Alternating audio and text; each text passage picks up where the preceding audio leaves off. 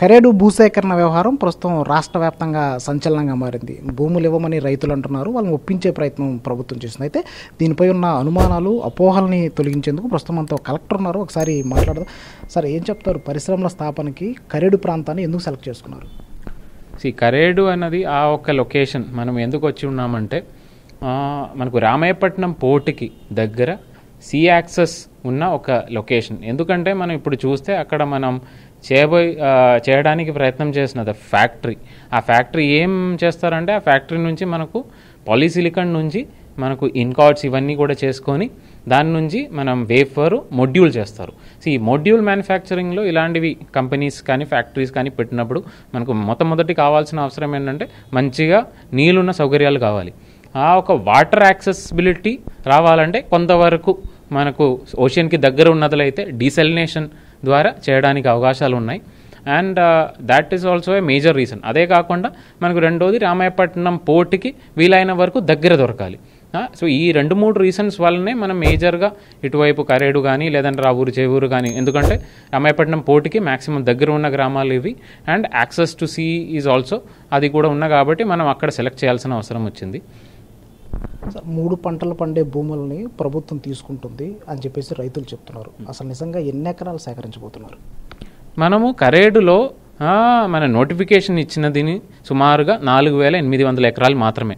So less than 5,000 ఎకరాలు మాత్రమే మనం భూసేకరణలో తీసుకుంటున్నాము. సో మొత్తం కరేడు మీ అందరికీ తెలిసినది సుమారుగా 12,000 ఎకరాల పైన ఉన్నాయి. ఈ 12,000 ఎకరాల్లో 5,000 ఎకరాలు మాత్రమే మనం తీసుకుంటున్నాము. అది కూడా ఎక్కడైతే తక్కువ పంట పండించిన భూములనే సెలెక్ట్ చేసుకున్నాము.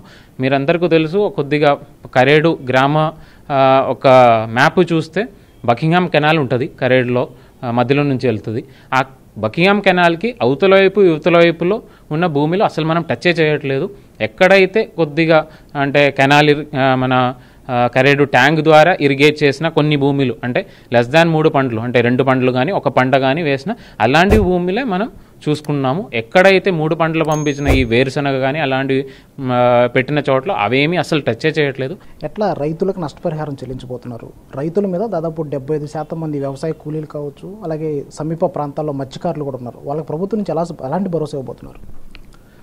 ఈ యొక్క ఇన్వెస్ట్మెంట్ మనం ఇదన్నీ కూడా కొద్దిగా ఇండస్ట్రీస్ మన జిల్లాలో తీసుకురావాలి, మన రాష్ట్రంలో తీసుకురావాలి. ఇండస్ట్రీస్ వచ్చిన పరిస్థితులు అయితే మనకు జాబ్లు పెరుగుతాయి, వాళ్ళకి ఆదాయాలు పెరుగుతాయి, లోకల్గా ఉన్న జనాభాకి జాబ్లు దొరుకుతాయి. ఈ యొక్క ఉద్దేశంతోనే రాష్ట్ర స్థాయిలో మనం ఈ ఇండస్ట్రీస్ అవన్నీ కూడా ముందుకు తీసుకురావడానికి ప్రయత్నం చేస్తున్నాం. సో ఈ యొక్క కరేడులో రాబోయిన ఇండస్ట్రీ మనం చూస్తే సుమారుగా 13,500 దాకా డైరెక్ట్ జాబ్లు వస్తాయి. అన్నీ కలిపి ఇండైరెక్ట్ జాబ్ కూడా కలిపినట్లయితే సుమారుగా ఒక 33,000 జాబ్లు రావడానికి అవకాశం ఉన్న ఒక ఇండస్ట్రీ ఇది. సో మనము కొద్దిగా లోకల్గా ఉన్న కరేడులో ఉన్న వాళ్ళకి, అంటే కరేడులో భూమిలో ఉన్న వాళ్ళకి ఇవన్నిటికీ కూడా మనం కొద్దిగా సపోర్ట్ ఇచ్చినట్లయితే సో కనీసం మనము రాబోయిన నెక్స్ట్ ఒక 1 ఇయర్లోనే అట్లీస్ట్ ఒక 1,000 or 1,500 మెంబర్స్కి వెంటనే దీనిలో స్టార్ట్ అయిన లోపలనే మనం అక్కడ జాబ్స్ ఇవ్వడానికి అవకాశాలు ఉన్నాయి. సార్, ఫైనల్గా 3 గ్రామాలను తరలించబోతున్నారు, వాళ్ళకి ఎక్కడ ఇల్లు కట్టించబోతున్నారు? ఆ స్థల సేకరణ ఏమైనా జరిగిందా? అంటే 3 గ్రామాలని లేదు, 3 హ్యాబిటేషన్స్ మాత్రమే. అంటే మొత్తం ఆ కరేడు గ్రామం సంబంధించి 19 హ్యాబిటేషన్లు, ఓన్లీ ఒక 3 హ్యాబిటేషను. సో దీంట్లో అంటే ఈరోజు నేను ఇక్కడ కూర్చొని ఎక్కడ వాళ్ళని తరలించాలని నేను చెప్పాల్సిన అది కరెక్ట్ కాదు. ఎందుకంటే ఆ గ్రామాల్లో ఉన్న గ్రామస్తులకి వాళ్ళకి ఎక్కడ నచ్చితే ఆ లొకేషను మనం ఐడెంటిఫై చేసుకుంటాము. ఎందుకంటే రాబోయిన కాలంలో ఎక్కడ స్టే చేసుకోవాలని అది వాళ్ళ కోరిక మేరకు వాళ్ళతో మాట్లాడుకొని వాళ్ళని సంబంధం చేసుకొని అందరితో కూర్చొని మాట్లాడేసి ఏ లొకేషన్ వాళ్ళు నచ్చినట్లయితే ఆ లొకేషన్లో ఖచ్చితంగా ఐడెంటిఫై చేసుకొని ఇల్లు కట్టించి అక్కడ మూవ్ చేయడానికి అవకాశాలు ఉన్నాయి. Thank you sir. సో ప్రధానంగా రైతులకు, వ్యవసాయ కూలీలకు ఎలాంటి ఇబ్బందులు లేకుండా వారిలో అపోహలు తొలగించిన తర్వాతే భూసేకరణ చేపడతామని నెల్లూరు జిల్లా కలెక్టర్ ఆనంద్ చెప్తున్నారు.